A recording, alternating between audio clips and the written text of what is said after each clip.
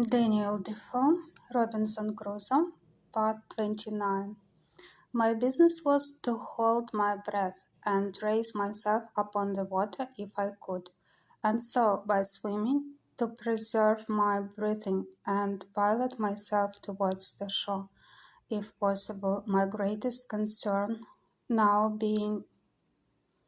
that the sea, as it would carry me a great way towards the shore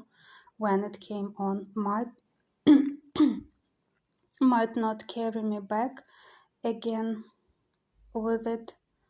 when it gave back towards the sea. The wave that came upon me again buried me at once 20 or 30 feet deep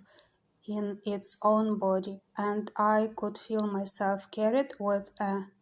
mighty force and swiftness towards the shore. A very great way, but I held my breath and assisted myself to swim still forward with all my might.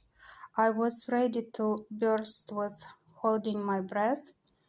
when, as I felt myself rising up, so, to my immediate relief, I found my head and hands shoot out above the surface of the water, and though it was not 2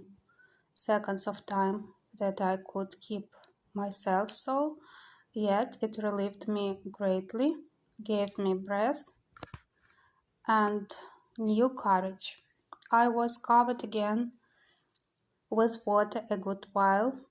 but not so long, but I held it out, and finding the water had spent itself and began to return,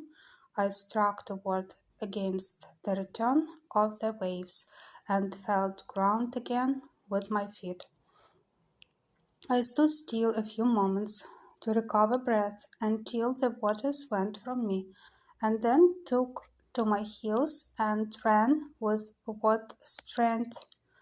I had further towards the shore. But neither would this deliver me from the fury of the sea,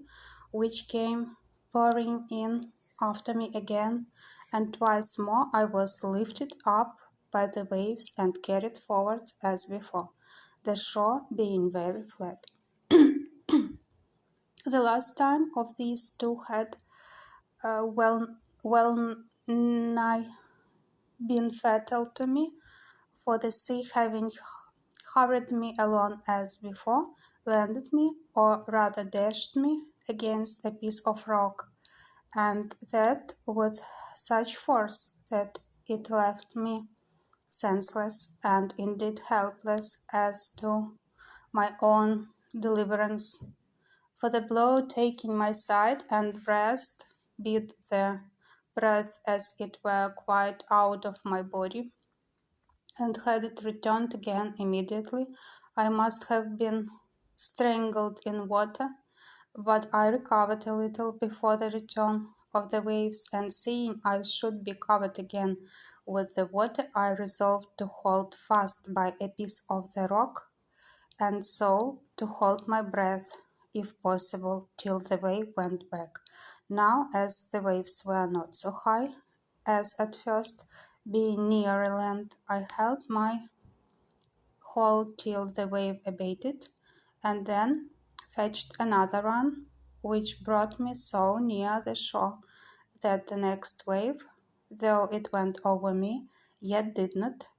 so swallow me up as to carry me away, and the next run I took, I got to the mainland, where, to my great comfort, I clambered up the cliffs of the shore and sat me down upon the grass, free from danger and quite out of the reach of the water. I was now landed and safe on shore, and began to look up and thank God that my life was saved in a case wherein there was some minutes before scarce any room to hope. I believe it is impossible to express to the life that the ecstasies ecstasies and transports of the soul are, when it is so saved, as I may say, out of the very grave, and I do not wonder now at the custom when a malefactor who has the